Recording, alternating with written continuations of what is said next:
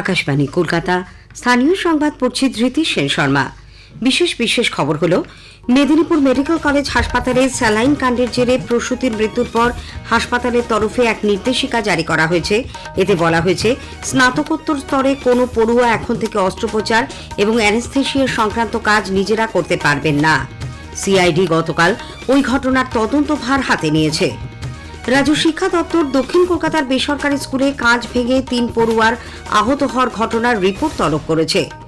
রাজ্যে 2 তথ্য কমিশনার পদে নিয়োগের প্রক্রিয়া শুরু হয়েছে।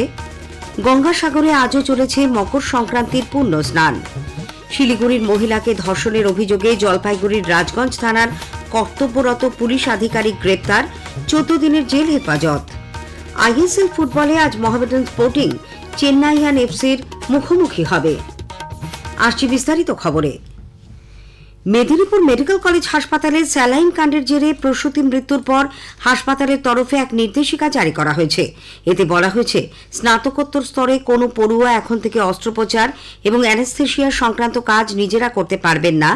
ফ্যাকাল্টি, বেড ইনচার্জ, এমডি এবং এমএস ডিগ্রিধারী সিনিয়র রেসিডেন্ট ডাক্তাররাই সার্জারি সংক্রান্ত যাবতীয় প্রক্রিয়া সম্পাদন করবেন। যদি কোনো পিজিটি বা জুনিয়র ডাক্তার এই সব কাজ করেন, তা শাস্তিযোগ্য অপরাধ বলে গণ্য হবে। এই ঘটনায় কঠোর ব্যবস্থা নেওয়া হবে বলেও সতর্ক করে দেওয়া হয়েছে। এদিকে এই নির্দেশিকা নিয়ে চিকিৎসক মহলে বিতর্ক দানা বেঁধেছে। প্রাক্তন ও বর্তমান সিনিয়র চিকিৎসকদের একাংশ এই নির্দেশিকার ব্যাপারে আপত্তি তুলে বলেছেন, জাতীয় মেডিকেল কমিশন এনএমসির গাইডলাইনে স্পষ্ট বলা আছে পিজিটিরা কতগুলি অস্ত্রোপচারের সহকারী হিসেবে থেকেছেন অথবা নিজে করেছেন তা লগবুকে নথিভুক্ত করতে হবে।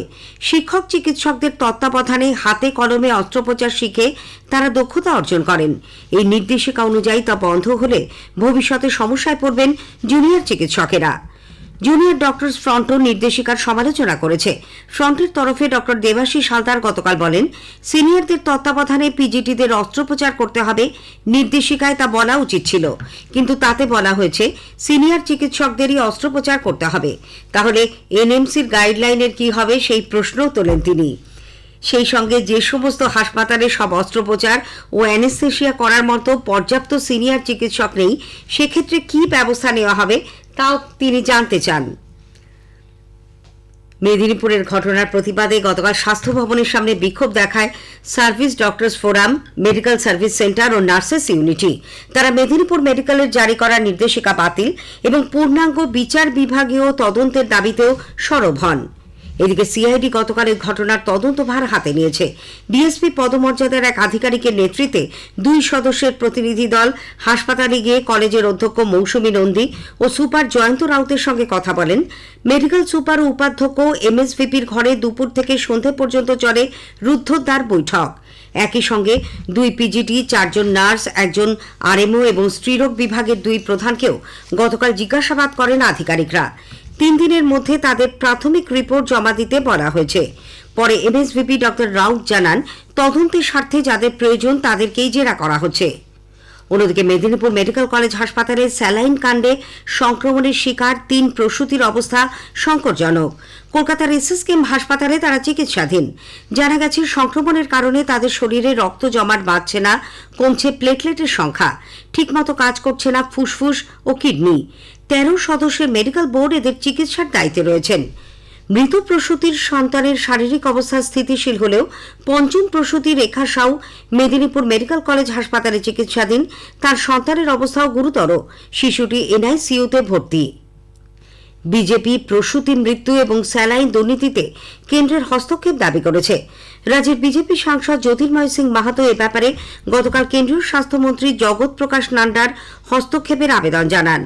অন্যদিকে বিরোধী দলনেতা শুভেন্দু অধিকারী এই ঘটনায় রাজ্যের স্বাস্থ্যমন্ত্রী ও স্বাস্থ্য সচিবের বিরুদ্ধে পদক্ষেপের দাবি জানিয়েছেন।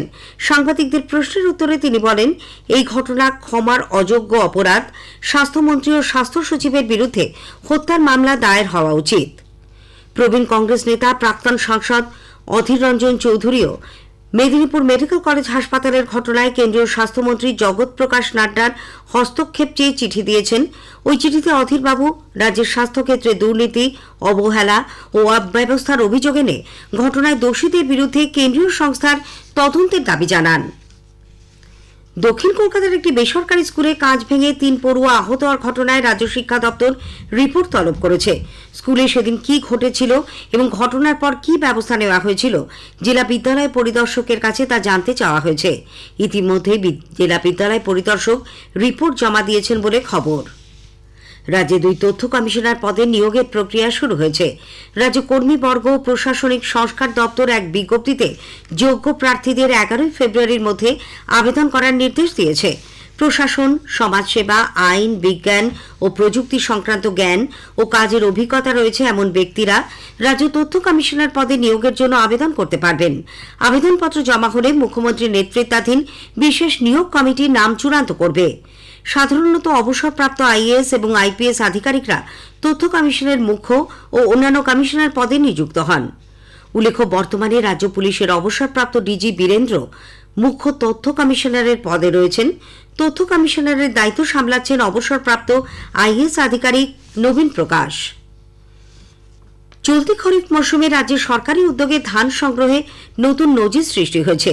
এ পর্যন্ত সহায়ক মূল্যে কৃষকদের কাছ থেকে 35 লক্ষ টন ধান সংগ্রহ করা হয়েছে।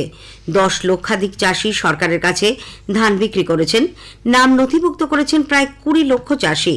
এই সময়ের মধ্যে এত বেশি পরিমাণে ধান আগে কখনো কেনা হয়নি বলে রাজ্য খাদ্য দপ্তর জানিয়েছে। স্থানীয় সংবাদ শুনছেন আকাশবাণী কলকাতা কেন্দ্র থেকে। আমাদের সংবাদ শোনা যাবে ইউটিউব চ্যানেল আকাশবাণী সংবাদ বাংলা, ফেসবুক ও ইনস্টাগ্রাম আকাশবাণী সংবাদ কলকাতা এবং এক্স হ্যান্ডেল এআইআর নিউজ কলকাতাতে। সাগরদ্বীপের গঙ্গাসাগরে আজও ভোর থেকেই চলেছে মকর সংক্রান্তির পূর্ণ স্নান। সকাল 6:58 পর্যন্ত ছিল মকর সংক্রান্তির পূর্ণযোগ। তার মধ্যে স্নান সেরে নিতে ভোরের আলো ফোটার আগেই সাগর সঙ্গমে নেমে পড়েন প্রচুর পুণ্যার্থী। আমাদের জেলার সংবাদদাতার একটি প্রতিবেদন। গতকালের তুলনায় ভিড় একটু কম হলেও সাগর তট জুড়ে অগণন মানুষ পুণ্যের ডুব দিতে ব্যস্ত। স্নান শেষে কপিল মুনির আশ্রমে পুজো দেওয়া লম্বা লাইন, ঠান্ডার কামড় কমলেও হাওয়া বইছে। আজও ভিড়ের চাপে হারিয়ে যাচ্ছে পুণ্যার্থীরা। মেলাতে নিখোঁজের ঘোষণা চলছে। সাগর মেলা উপলক্ষে বসেছে হরেক রকম দোকান। কেনাকাটির জন্য ভিড় উপচে পড়ছে দোকানগুলিতে। তিথি অনুযায়ী আজ 1 মাঘ। স্থানীয় সাগরদ্বীপের বাসিন্দারা স্নান করবেন। আজ বিকেলের পর থেকে পুণ্যার্থীর আগমন কমতে শুরু করবে।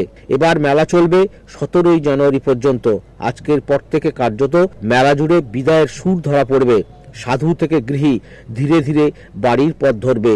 আবার পরের বছরের অপেক্ষা শুরু হবে। গৌতম মণ্ডল, আকাশবাণী সংবাদ, সাগর মেলা, দক্ষিণ 24 পরগনা। এদিকে মুড়িগঙ্গা নদীর ভাটার জন্য গতকাল বিকেল থেকে সন্ধে পর্যন্ত বেশ কয়েক ঘণ্টা ভেসেল পরিষেবা বন্ধ রাখে প্রশাসন। বন্ধ ছিল মেলা থেকে কচুবেড়িয়া বাস সার্ভিসও। উল্লেখ্য, এবারের মেলায় গতকাল বিকেল পর্যন্ত 85 লক্ষেরও বেশি মানুষ সাগর স্নান করেছেন। বীরভূমের জয়দেবের কেঁদুরি মেলাতেও আজ সকাল থেকে পুণ্য স্নান চলে। গতকাল শেষ রাত পর্যন্ত ঠান্ডা উপেক্ষা করে অনেকেই নদীতে স্নান করেন। পঞ্জিকা মতে নির্ধারিত শুভযোগ শেষ হয়েছে কিছুক্ষণ আগে। এই মুহূর্তে গোটা মেলা চত্বরে ঘন কুয়াশা। অনেক আখড়াতেই সারা রাত গানের আসর শেষ হয়েছে। আজও সারাদিন সারা রাত বসবে বাউল গানের আসর। মেলাকে কেন্দ্র করে জয়দেব সংস্কৃতি সেবা সমিতির আয়োজনে 3 দিনব্যাপী কবি সম্মেলন ও সাহিত্য সভা আজ শেষ হচ্ছে। পশ্চিম বর্ধমানের কাঁকসায় শিবপুরে গতকাল বিকেলে অজয় নদে স্নান করতে গিয়ে 2 কিশোর তলিয়ে গেছে। তাদের খোঁজে উদ্ধারকারী দল রাত পর্যন্ত তল্লাশি চালায়, কিন্তু খোঁজ মেলেনি। পুলিশ সূত্রে জানা গেছে, দুর্গাপুরের চাষিপাড়া থেকে 4 বন্ধু জয়দেবের মেলায় গেছিল। তাদের মধ্যে 15 বছরের রাহুল রায় এবং 17 বছরের শুভম মণ্ডল অজয় স্নান করতে নেমে তলিয়ে যায়। শিলিগুড়ির এক মহিলাকে ধর্ষণের অভিযোগে জলপাইগুড়ির রাজগঞ্জ থানার কর্তব্যরত পুলিশ আধিকারিক সুব্রত গুণকে গ্রেপ্তার করা হয়েছে। তাকে গতকাল জলপাইগুড়ি জেলা আদালতে তোলা হলে 14 দিনের জেল হেফাজতে পাঠানো হয়। উল্লেখ্য, রাজগঞ্জ থানার সেকেন্ড অফিসার সুব্রত গুণ গত শুক্রবার তদন্তের অছিলায় তাকে ডেকে নিয়ে গিয়ে ধর্ষণ করে বলে নির্যাতিতা পুলিশে অভিযোগ জানিয়েছেন।